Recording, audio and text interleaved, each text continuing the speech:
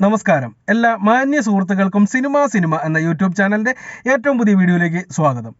ഞാനിന്ന് നിങ്ങൾക്ക് മുമ്പിൽ വന്നിരിക്കുന്നത് മലയാള സിനിമയിലെ ഒരു അത്ഭുത ചിത്രത്തിൻ്റെ റിവ്യൂ നിങ്ങളുമായിട്ട് പങ്കുവയ്ക്കാൻ വേണ്ടിയാണ്.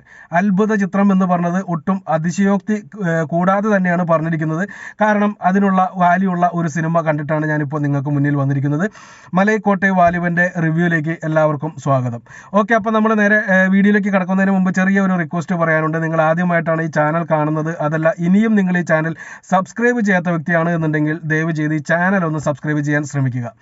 ഓക്കെ, അപ്പോൾ നമ്മൾ നേരെ കാര്യത്തിലേക്ക് കടക്കുന്ന സമയത്ത് നമ്മൾ എപ്പോഴും പറയുന്നത് പോലെ തന്നെയുള്ള റിവ്യൂ ചെയ്യാമെന്ന് ഞാൻ ആഗ്രഹിക്കുന്നു. ഈ സിനിമ നല്ലതാണോ ചീത്തയാണോ എന്നറിയാൻ വേണ്ടി വന്നിരിക്കുന്നവരോട് കുറച്ച് കാര്യങ്ങൾ പറയേണ്ടതുണ്ട് എന്ന് തന്നെ പറയാം. ഒറ്റ വരിയിൽ പറയാൻ പറ്റത്തില്ല. ഒന്ന്, നിങ്ങളൊരു ലിജോ ജോസ് പല്ലിശ്ശേരി ആരാധകനാണ് എന്നുണ്ടെങ്കിൽ വേറെ ഒന്നും നോക്കേണ്ട, ടിക്കറ്റ് എടുത്തോളൂ. ലിജോ ജോസ് പല്ലിശ്ശേരി ചെയ്ത സിനിമകളുടെ അദ്ദേഹത്തിൻ്റെ കരിയറിലെ ഏറ്റവും മികച്ച സിനിമയായിട്ട് തന്നെ ഇത് വാഴ്ത്തപ്പെടാൻ പോകുന്നതാണ്. അപ്പോൾ വാലിബൻ അങ്ങനെയുള്ള ആളുകൾക്ക് ധൈര്യമായിട്ട് കാണാം. വേറെ ആരുടെയും റിവ്യൂ കേൾക്കണ്ട, ആരുടെയും അഭിപ്രായവും കേൾക്കണ്ട. രണ്ടാമത്തെ ഇത്, നിങ്ങൾ വേൾഡ് ക്ലാസ് സിനിമകൾ കണ്ട് ആസ്വദിക്കുന്ന വ്യക്തിയാണ് എന്നുണ്ടെങ്കിൽ, ലോക സിനിമകളിലെ ക്ലാസിക് സിനിമകൾ വീണ്ടും വീണ്ടും കാണുന്ന ഒരു വ്യക്തിയാണ് എന്നുണ്ടെങ്കിൽ ആ കൂട്ടത്തിൽ എടുത്തു വെക്കാൻ പറ്റിയ ഒരു ഗംഭീര ഐറ്റമാണ് ഇപ്പോൾ റിലീസ് ചെയ്തിരിക്കുന്ന മലൈക്കോട്ടെ വാലിബൻ. തിയേറ്ററിൽ തന്നെ പോയി കാണുക എന്നുള്ളതുകൂടി എടുത്തു പറയുന്നു. പിന്നെ ബാക്കിയുള്ള ആളുകളെ പറ്റി, ഇപ്പോൾ മോഹൻലാൽ ആരാധകർ അല്ലെങ്കിൽ സാധാരണ സിനിമാ പ്രേക്ഷകർ എന്നവർക്ക് ഈ സിനിമ എങ്ങനെ തോന്നുമെന്നുള്ളത് നമ്മൾ ഈ റിവ്യൂ പൂർണ്ണമായിട്ടും കണ്ടിട്ട് തീരുമാനിക്കുക. ആദ്യം പറഞ്ഞ രണ്ട് കാറ്റഗറി ആളുകൾ, അതായത് ലിജോ ജോസ് പല്ലിശ്ശേരി ഫാൻസും അതുപോലെ തന്നെ ഇൻ്റർനാഷണൽ ഫിലിംസിൻ്റെ ഫാൻസും ധൈര്യമായിട്ട് പടം കാണുക. ഒന്നും നോക്കേണ്ട, ആരോടും അഭിപ്രായം ചോദിക്കേണ്ട, ധൈര്യമായിട്ട് കാണുക. നിങ്ങൾക്ക് നല്ലൊരു അനുഭവമായിരിക്കും തിയേറ്ററിൽ നിന്ന് കിട്ടാൻ പോകുന്നത്. ഇനി ഈ സിനിമയുടെ ബാക്കിയുള്ള കാര്യങ്ങളിലേക്ക് വരുന്ന സമയത്ത് ഇവർ ഈ സിനിമയ്ക്ക് നല്ല കാര്യമായിട്ടുള്ള പ്രൊമോഷനൊക്കെ കാര്യങ്ങളൊക്കെ കൊടുക്കുകയുണ്ടായി. അപ്പോൾ രണ്ട് രീതിയിലാണ് ഈ പ്രൊമോഷൻ കാര്യങ്ങൾ സാധാരണ മലയാളത്തിൽ കാണുന്നത്. ഒന്ന്, പടം വളരെയധികം മോശമായി കഴിയുമ്പോൾ വലിയ ഹൈപ്പിന് വേണ്ടി ക്രിയേറ്റ് ചെയ്തിട്ട് ആദ്യത്തെ 2 ദിവസം കൊണ്ട് കിട്ടുന്ന കളക്ഷന് വേണ്ടി ചെയ്യുന്നത്.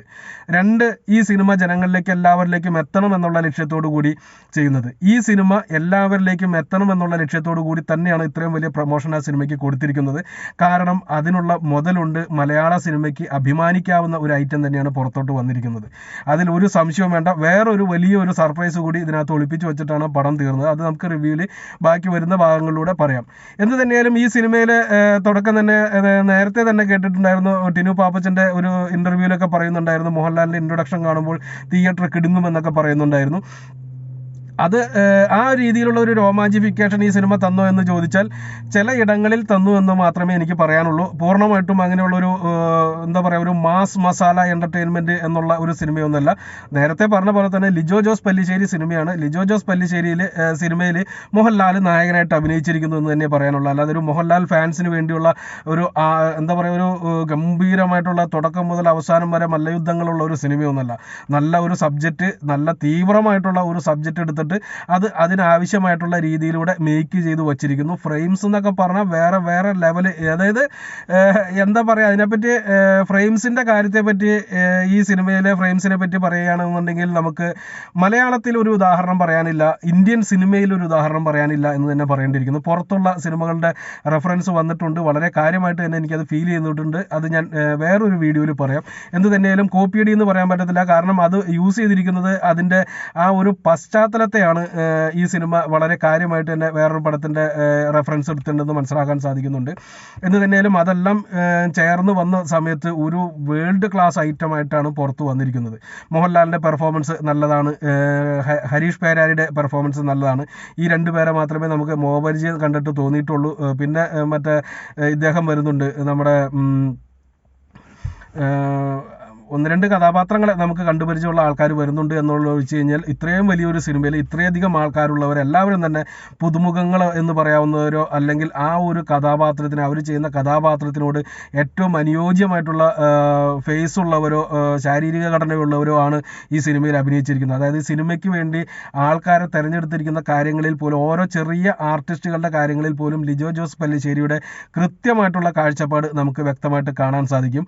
പടം ഒരല്പം സ്ലോ പേസിലാണ് പോകുന്നത്. അദ്ദേഹത്തിൻ്റെ എല്ലാ സിനിമകളും ആ രീതിയിൽ തന്നെയാണ് പോകുന്നത് എന്ന് കരുതി നമ്മളിപ്പോൾ മറ്റേ നൻപകൽ നേരത്ത് മയക്കത്തിൽ കണ്ട പോലെയുള്ള ഒരു പൂർണ്ണമായിട്ടും ഫ്ലാറ്റായിട്ട് പോകുന്ന ഒരു സിനിമയല്ല. ആ ഒരു കയറ്റിറക്കങ്ങളൊക്കെ ഉണ്ട്. അതായത് സ്ലോ ആണ് എന്നുണ്ടെങ്കിലും ഒരല്പം മുകളിലോട്ട് കയറുന്ന ഘട്ടങ്ങളൊക്കെ ഉണ്ട് എന്നുണ്ടെങ്കിലും പടം പൊതുവെ ആ ഒരു പാറ്റേണിൽ തന്നെയാണ് മുന്നോട്ട് പോയിക്കൊണ്ടിരിക്കുന്നതെന്ന് എടുത്തു പറയാൻ സാധിക്കും. പെർഫോമൻസ് ചെയ്യാനുള്ള രംഗങ്ങൾ കുറവാണ് എന്നുണ്ടെങ്കിലും കിട്ടിയ രംഗങ്ങളിൽ എല്ലാവരും തന്നെ നല്ല ഗംഭീരമായിട്ട് പെർഫോം ചെയ്തിട്ടുണ്ട്. എടുത്തു പറയേണ്ട ഒരു കാര്യമുണ്ട്, ഹരീഷ് പേരാടിയുടെ മകനായിട്ട് അഭിനയിക്കുന്ന ചിന്നൻ എന്ന് പറയുന്ന കഥാപാത്രം ചെയ്യുന്ന ഒരു പയ്യനും അവൻ്റെ കാമുകിയായിട്ട് വരുന്ന ഒരു പെൺകുട്ടിയുണ്ട്. ഇവരുടെ രണ്ടുപേരുടെയും രംഗങ്ങൾ വളരെയധികം മനോഹരമായി എന്ന് മാത്രമല്ല തിയേറ്ററിൽ വളരെയധികം ഇമ്പാക്റ്റ് ഉണ്ടാക്കാനായിട്ട് ആ രംഗങ്ങൾക്ക് സാധിച്ചു. ഈ സ്ത്രീ കഥാപാത്രത്തിന് വലിയ ഒരു പ്രാധാന്യം കൂടി ഈ സിനിമയിൽ കിട്ടുന്നുണ്ട്. രണ്ട് സ്ത്രീ കഥാപാത്രങ്ങളാണ് ഇതിനകത്ത് വരുന്നത്. ആ രണ്ടു പേർക്കും അവരുടേതായിട്ടുള്ള കൃത്യമായിട്ടുള്ള റോള് കൊടുത്തിട്ടുണ്ട്. ആ കഥയെ അല്ലെങ്കിൽ ഈ ഒരു സിനിമയെ ടോട്ടലി മാറ്റിമറിക്കുന്നതിൽ അവരുടെ രണ്ടുപേരുടെയും പ്രാധാന്യവും എടുത്തു പറയേണ്ടതാണ്. മോഹൻലാലിൻ്റെ പെർഫോമൻസിനെ കുറിച്ച് ഞാൻ പറയേണ്ട കാര്യമില്ല. മോഹൻലാലിനെ കുറിച്ച് അല്ലെങ്കിൽ അദ്ദേഹത്തിൻ്റെ പെർഫോമൻസിനെ കുറിച്ച് പറഞ്ഞു കഴിഞ്ഞാൽ അത് വെറും പൊട്ടത്തരായിട്ട് മാറും എന്ന് തന്നെയാണ് എനിക്ക് പറയാനുള്ളത്. കാരണം ഇത്രയും കാലമായിട്ട് അദ്ദേഹത്തിൻ്റെ കഴിവ് തെളിയിച്ചിട്ടുള്ള ഒരു വ്യക്തിയാണ്. കിട്ടിയ റോള് ഏറ്റവും മനോഹരമായിട്ട് ചെയ്തു. ഒരു ഭീമസേനൻ എന്നൊക്കെ പറയുന്ന രീതിയിലുള്ള ഒരു കഥാപാത്രമാണ് അദ്ദേഹത്തിന് കൊടുത്തിരിക്കുന്നത്. എന്ന് പറയുമ്പോൾ അമാനുഷികത ഇല്ല എന്നുള്ളത് കൂടി പറയട്ടെ. ഒരു നോർമൽ മനുഷ്യനല്ല എന്നുള്ള കാര്യം കാണിക്കുന്നുണ്ട്, പക്ഷേ ഒരു ഭയങ്കര അമാനുഷിക ശക്തിയുള്ള വ്യക്തിയായിട്ട് കാണിക്കുന്നില്ല. ഗുസ്തിക്കാരനായിട്ടാണ്, അത് നമുക്ക് എല്ലാവർക്കും അറിയാവുന്നതാണ്. ആ ഗുസ്തിക്കാരുടെ കഥാപാത്രത്തിൽ ഏറ്റവും ടോപ്പിൽ നിൽക്കുന്ന ഒരു വ്യക്തിയായിട്ടാണ്. സിനിമയുടെ കഥ എന്ന് പറയുന്നത് സ്പോയിലർ അല്ലാതെ പറയുകയാണെങ്കിൽ ഒറ്റ വരിയിൽ തന്നെ പറഞ്ഞു തീർക്കാവുന്ന സബ്ജക്റ്റ് ഇതിനകത്ത് വന്നിട്ടുള്ളൂ. അതായത് വേറെ ഒന്നുമല്ല. അങ്ങനെ പറയാനുള്ള കാരണം എന്താണെന്ന് വെച്ചിട്ടുണ്ടെങ്കിൽ അതും പറയാം. ഒരു ആശാന്റെ മകൻ, വളർത്തുമകനായിട്ടുള്ള വാലിബൻ, ഇവർ 3 പേരും 2 കാളവണ്ടിയിലൂടെ ലോകം ചുറ്റിക്കൊണ്ടിരിക്കുകയാണ്. കാണുന്ന ദേശങ്ങളിലൊക്കെ പോയിട്ട് വെല്ലുവിളിക്കുക, ഏതെങ്കിലും മല്ലന്മാരായിട്ട് വെല്ലുവിളിക്കുക, അവരുമായിട്ട് ഗുസ്തി നടത്തുക. ഇതാണ് ഇവരുടെ തൊഴിൽ. ഈ പോകുന്ന പോക്കിൽ ഒരു പെൺകുട്ടിയും പിന്നെ ചില കഥാപാത്രങ്ങളൊക്കെ ഇവരുടെ ലൈഫിലേക്ക് വരുന്നു. അതുമായിട്ടുണ്ടാകുന്ന പ്രശ്നങ്ങളും കാര്യങ്ങളൊക്കെ ആയിട്ട് പടം മുന്നോട്ട് പോകുന്നു. ഇതാണ് നമ്മളിപ്പോൾ ഈ കണ്ടു തീർന്നത്. ഇവിടെ ഒരു സംഭവം കൂടി ഒളിപ്പിച്ച് വെച്ചിട്ടുണ്ട്. വാലിബന്റെ 2ാം ഭാഗം വരുന്നുണ്ട് എന്നുള്ളൊരു കാര്യം കൂടിയുണ്ട്. അങ്ങനെ നോക്കുമ്പോൾ ഈ ഒരു സിനിമ 2ാം ഭാഗത്തിന്റെ ആദ്യത്തെ ആ ഒരു ഇൻട്രൊഡക്ഷൻ മാത്രമായിട്ടേ കണക്കാക്കാൻ പറ്റത്തുള്ളൂ. ആ ഇൻട്രൊഡക്ഷൻ ഇങ്ങനെയാണ് എന്നുണ്ടെങ്കിൽ വരാൻ പോകുന്ന വാലിബൻ 2 എന്ന് പറയുന്ന സിനിമ എന്തായിരിക്കും എന്നുള്ളത് ക്ലൈമാക്സിലെ ടെയിലെൻഡിന് തൊട്ട് മുമ്പായിട്ട്, ഒരു ടെയിലെൻഡ് എന്ന് പറയാനില്ല, ക്ലൈമാക്സിൽ ഒരു സാധനം കാണിച്ചു വയ്ക്കുന്നുണ്ട്. ആ ഒരൊറ്റ സാധനത്തിലാണ് ശരിക്കും രോമം എണീറ്റ് നിന്നത്. അത് എടുത്തു പറയേണ്ടതാണ്. ആ ഒരു ഘട്ടത്തിൽ ഒരു കാര്യം കൂടി മനസ്സിലാക്കി തരുന്നുണ്ട്, മോഹൻലാൽ ഡബിൾ റോളിലാണ് വരുന്നത് എന്നുള്ളത്. ആ ഒരു സംഭവം കൂടി കാണുന്നതോടുകൂടി ഓക്കെ, ഇനി എന്തായിരിക്കും വരാൻ പോകുന്നത് എന്നുള്ളത് നമുക്ക് ചിന്തിക്കാവുന്നതിലും അപ്പുറമായിരിക്കും എന്നുള്ളത് ഈ ഒരു സെക്കൻഡ് പാർട്ടിൻ്റെ ഇൻട്രൊഡക്ഷൻ പാർട്ട് എന്ന് വേണമെങ്കിൽ പറയാവുന്ന ഈ ഒരു സിനിമയിലൂടെ കാണിച്ചു തന്നിട്ടുണ്ട്. എന്ത് തന്നെയായാലും തിയേറ്റർ എക്സ്പീരിയൻസിൻ്റെ എക്സ്ട്രീം ലെവൽ കിട്ടുന്ന ഒരു സിനിമയാണ്. ബാക്ക്ഗ്രൗണ്ട് സ്കോർ ഒന്നും ഒരു രക്ഷയില്ലാത്ത രീതിയിൽ തന്നെ ബാക്ക്ഗ്രൗണ്ട് സ്കോർ കൊണ്ടുപോയിട്ടുണ്ട്. തുടക്കം മുതൽ അവസാനം വരെ ബാക്ക്ഗ്രൗണ്ട് സ്കോറിന് വളരെയധികം പ്രാധാന്യമുണ്ട്. ആ ഒരു പോകുന്ന പോക്ക് അതൊരു രസകരമായിട്ട്, ഈ പറഞ്ഞ മാതിരി ബാക്ക്ഗ്രൗണ്ട് സ്കോർ ഇങ്ങനെ കയറി പടം നമുക്ക് ആ ഒരു പടത്തിൻ്റെ ടോട്ടാലിറ്റി നമ്മൾ കണ്ണടച്ചിരുന്നിട്ട് ഫുൾ ബാക്ക്ഗ്രൗണ്ട് സ്കോർ കേട്ട് കഴിഞ്ഞാൽ നമുക്ക് മനസ്സിലാക്കി എടുക്കാൻ സാധിക്കും. അതേ രീതിയിൽ ഇതിൻ്റെ ബാക്ക്ഗ്രൗണ്ട് സ്കോർ പടവുമായിട്ട് ചേർന്ന് ആ ഒരു രീതിയിൽ തന്നെ പോയിട്ടുണ്ട്. പാട്ടുകൾ വരുന്നുണ്ട്. 2 പാട്ടുകളാണെന്നാണ് എൻ്റെ ഓർമ്മ. ഒരു പാട്ട് രണ്ടാമതും കാണിക്കുന്നുണ്ട്. മീൻസ് അങ്ങനെ മൊത്തം 3 പാട്ടെന്ന് വേണമെങ്കിൽ കൂട്ടാം. ആക്ച്വലി 2 പാട്ടും നിങ്ങൾ കേട്ടിട്ടുണ്ടാവും. ഗംഭീരമായിട്ടുള്ള പാട്ട്, വിഷ്വൽസും ഗംഭീരമായിട്ടുണ്ട് അതിനകത്ത്. അത് ഒരെണ്ണം നോർമൽ രീതിയിലുള്ള ഒരു സിനിമാ പാട്ട് പോലെ തന്നെ പോകുമ്പോൾ മറ്റൊരെണ്ണം ഒരു പെൺകുട്ടി സ്റ്റേജിൽ നിന്ന് ഡാൻസ് കളിക്കുന്നതായിട്ടാണ് കാണിക്കുന്നത്. അത് നമ്മൾ സാധാരണ കാണുന്ന പോലെ ഡാൻസിൻ്റെ ഒരു പശ്ചാത്തലം കാണിച്ചിട്ട് പിന്നെ വേറെ അടിപൊളി സാധനമല്ല കാണിക്കുന്നത്. ഒരു നാടൻ പാട്ട് ആണ് കാണിക്കുന്നത്. ആ നാടൻ പാട്ടിൽ എങ്ങനെ ഡാൻസ് കളിക്കുമ്പോൾ എങ്ങനെയാണോ നമ്മൾ സ്റ്റേജിൻ്റെ ഫ്രണ്ടിൽ ഇരുന്നിട്ട് ആ നാടൻ പാട്ട് കാണുന്നത്, ആ ഫീലിൽ തന്നെ ചെയ്തു വെച്ചിട്ടുണ്ട്. ലിജോ ജോസ് പെല്ലിശ്ശേരിക്ക് ഡയറക്ടർ എന്ന രീതിയിൽ 100-ൽ 150 മാർക്ക് കൊടുക്കാവുന്ന ഗംഭീര ഐറ്റമാണ്. ഒരു സായിപ്പന്മാരായിട്ടുള്ളൊരു ഫൈറ്റ് കൊടുത്തിട്ടുണ്ട്. അത് വേറെ ലെവലാക്കി കളഞ്ഞു എന്ന് തന്നെ പറയാം. ആ ഒരു സംഭവം വന്നിരിക്കുന്നത് എനിക്ക് തോന്നുന്നു ലിജോ ജോസ് പെല്ലിശ്ശേരിയുടെ തന്നെ മറ്റേ പടത്തിൽ നിന്നാണ്. പൃഥ്വിരാജൊക്കെ അഭിനയിച്ച് വലിയ പരാജയമായി പോയ പടമുണ്ടല്ലോ ഡബിൾ ബാരൽ. ആ ഡബിൾ ബാരല്ല ഫൈറ്റിനെ അതിനെ അനുസ്മരിപ്പിക്കുന്ന രീതിയിൽ തന്നെയാണ് ഇതിനകത്ത് ആ ഫൈറ്റ് എടുത്തു വച്ചിരിക്കുന്നത്. എന്ത് തന്നെയാലും വർണ്ണങ്ങളുടെ കളറുകളുടെ ഒരു വലിയ ഒരു ഇത് തന്നെ കാണാൻ സാധിക്കും. ചുവപ്പ് കളറുടെയും മഞ്ഞ കളറിൻ്റെയൊക്കെ ഉള്ളൊരു ആറാട്ട് തന്നെ നമുക്ക് ഈ ഒരു സിനിമയിൽ കാണാൻ സാധിക്കും.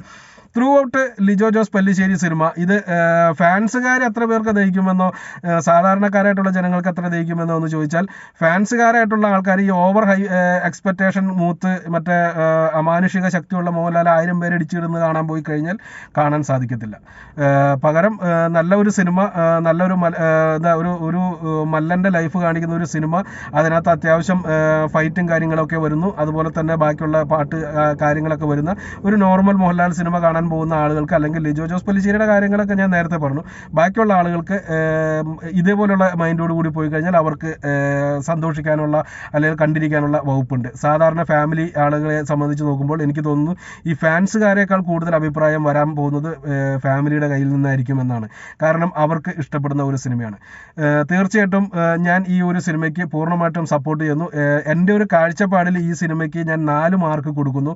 5-ൽ 4 മാർക്ക് കൊടുക്കുന്നു എന്ന് പറയുമ്പോൾ എടുത്തു പറയേണ്ടതുണ്ട്, എല്ലാവർക്കും ഈ ഒരു കാഴ്ചപ്പാടിൽ തന്നെ കിട്ടണമെന്നില്ല. കാരണം എന്താണെന്ന് വെച്ചിട്ടുണ്ടെങ്കിൽ ഈ ഒരു സിനിമ പറഞ്ഞു പോകുന്ന ഒരു സംഭവമുണ്ട്. വലിയ ഹാപ്പി ആയിട്ട് ജീവിച്ചു പോകുന്ന, വലിയ പ്രശ്നങ്ങളൊന്നും ഇല്ലാതെ ജീവിച്ച് നാട് ചുറ്റി ജീവിക്കുന്നവരുടെ ലൈഫിലേക്ക് പെണ്ണുങ്ങൾ വന്നു കഴിഞ്ഞാൽ ഉണ്ടാകുന്ന പ്രശ്നങ്ങൾ വളരെ കാര്യമായിട്ട് തന്നെ ഈ സിനിമ സംസാരിക്കുന്നുണ്ട്. അതൊരു ഹൈഡ് ചെയ്ത് വച്ചിട്ട് കൊണ്ടുപോയി എന്ന് തന്നെ വേണമെങ്കിൽ പറയാം. പക്ഷെ അതാണ് ഈ ഒരു സിനിമയുടെ ഏറ്റവും വലിയ ടേണിംഗ് പോയിൻ്റായിട്ട് വരുന്നതും അവിടെ നിന്നാണ് പടം തിരിയുന്നതും. പിന്നീട് കഥ എന്താണ്, അതുവരെ നമ്മൾ വെറുതെ ഈ യാത്ര മാത്രം കണ്ടുവരുന്ന നമുക്ക് ഈ കഥ എന്താണ്, ആരാണ് വാലിബനെന്നും ആരാണ് ആശാനെന്നുമുള്ള കാര്യങ്ങളൊക്കെ നമുക്ക് മനസ്സിലാക്കി തരുന്നതും അവിടെ നിന്ന് സെക്കൻഡ് ഹാഫിൻ്റെ ലീഡിലേക്കും കൊണ്ടുപോകുന്നത് ആ ഒരു ഘട്ടത്തിലാണ്. സെക്കൻഡ് ഹാഫ് വരെ അല്ലെങ്കിൽ ഫസ്റ്റ് ഹാഫ് പൂർണ്ണമായിട്ടും പോകുന്നത് ഒരു പ്യുവർ ലിജോ ജോസ് പല്ലിശ്ശേരി സിനിമ മാത്രമായിട്ടാണ്. അതിനകത്ത് എനിക്ക് തോന്നുന്നില്ല ഫാൻസുകാർക്ക് എൻ്റർടൈൻ ചെയ്യാനായിട്ട് എന്തെങ്കിലും ഉണ്ട്. മോഹൻലാലിൻ്റെ ഇൻട്രൊഡക്ഷൻ കൊള്ളാമായിരുന്നു, അതുപോലെ തന്നെ ഇൻ്റർവെൽ പഞ്ച് ഗംഭീരമായിരുന്നു. ഈ 2 സാധനങ്ങൾ കഴിഞ്ഞ് കഴിഞ്ഞിട്ടുണ്ടെങ്കിൽ പിന്നെയാണ് ഒരു പക്ക ഈ പറഞ്ഞ മാതിരിയുള്ള ഒരു മാസ് മസാല സിനിമയുടെ ഒരു എൻ്റർടൈൻമെൻറ്റിലേക്ക് കടക്കുന്നത് എന്ന് തന്നെ പറയാം. ഫസ്റ്റ് ഹാഫ് നമുക്ക് പൂർണ്ണമായിട്ടും ആ ഒരു സ്ലോ പേസ് ശരിക്കും ഫീൽ ചെയ്തു പോകും. പക്ഷേ ഈ ലൊക്കേഷൻസിൻ്റെയും ബാക്ക്ഗ്രൗണ്ട് സ്കോറിൻ്റെയും വേറെ ഒരു ലോകത്തേക്ക് നമ്മളെ പിടിച്ചു കൊണ്ടുപോവാണ്. 2.5 മണിക്കൂർ നമ്മളെ പിടിച്ച് വേറൊരു ലോകത്ത് കൊണ്ട് ഇരുത്തി നമ്മളത് കാണുന്ന ഒരു ഫീലിൽ തന്നെ, അല്ലെങ്കിൽ ആ ആളുകളുടെ ഇടയിലൂടെ നമ്മൾ നടക്കുന്ന ഒരു ഫീല്. ഞാൻ പല റിവ്യൂകളിലും പറയാറുണ്ട്, സ്ക്രീനിൽ എന്തൊക്കെയോ കാണുന്നു, നമ്മൾ ഇവിടെ ഇരുന്ന് അത് കണ്ടുകൊണ്ടിരിക്കുന്നു എന്നല്ലാതെ നമുക്കൊരു കണക്ഷൻ ഉണ്ടാവില്ല എന്ന്. ഫസ്റ്റ് ഫ്രെയിം അത് എന്താണെന്ന് വെച്ചാൽ ഒരു സ്റ്റഡി ക്യാമറ ഇങ്ങനെ വെറുതെ സ്റ്റഡി ആയിട്ടിരിക്കുന്നു, 2 കഴുതകൾ ഇങ്ങനെ ചക്കിൽ ഏതാണ്ട് ആട്ടിക്കൊണ്ടിരിക്കുന്നു. അതിൻ്റെ ഒരു മുതലാളി അല്ലെങ്കിൽ അതിനെ നടത്തുന്ന ആൾ ആ കാളകളുടെ മേത്തിട്ട് അടിച്ചിട്ട്, കഴുതകളുടെ മേത്തിട്ട് അടിച്ചിട്ട് അതിനെങ്ങനെ വട്ടം ചുറ്റിക്കൊണ്ടിരിക്കും. ചക്കിൽ ആട്ടുക എന്നൊക്കെ പറഞ്ഞാൽ എന്താണെന്ന് അറിയില്ല. ആ ഒരൊറ്റ ഫ്രെയിം ഒരു 1.5 മിനിറ്റോളം ദൈർഘ്യം വരുന്നുണ്ട്. അത് ലിജോ ജോസ് പല്ലിശ്ശേരിയുടെ ഒരു ഇതായിരിക്കാം. ആ ഒരു ഫ്രെയിം കണ്ടു കഴിയുന്ന സമയത്ത് തന്നെ അവിടെ നിന്നൊരു ശബ്ദം, കുറേ ദൂരെ നിന്നൊരു ശബ്ദവും കേൾക്കുന്നുണ്ട്. ആ ഒരൊറ്റ ഫ്രെയിം അല്ലെങ്കിൽ ആ ഒരൊറ്റ സീൻ കണ്ടു കഴിയുമ്പോൾ തന്നെ പടത്തിലേക്ക് നമ്മൾ എൻട്രി ആയി കഴിഞ്ഞു. പിന്നീട് നമ്മളല്ല ചിന്തിക്കുന്നത്, പിന്നെ ലിജോ ജോസ് പല്ലിശ്ശേരി നമ്മളെ കൊണ്ടുപോവുകയാണ്. ഗംഭീര സിനിമ, തിയേറ്ററിൽ മാത്രം ആസ്വദിക്കുക. മൊബൈലിൽ കണ്ടാൽ ഇത് ഒന്നും മനസ്സിലാവത്തില്ല എന്നുള്ളൊരു കാര്യം കൂടി പറയുന്നു. TV-യിൽ കണ്ടാലും നിങ്ങൾക്ക് മനസ്സിലാവത്തില്ല. അതുകൊണ്ട് തിയേറ്ററിൽ തന്നെ പോവുക. തിയേറ്റർ എക്സ്പീരിയൻസ് ഇത്രയും ഗംഭീരമായിട്ട് തന്ന സിനിമ ഈ അടുത്തിടയ്ക്ക് മലയാളത്തിൽ ഇല്ല എന്ന് തന്നെ പറയാം. നല്ല സിനിമ. നന്ദി, നമസ്കാരം.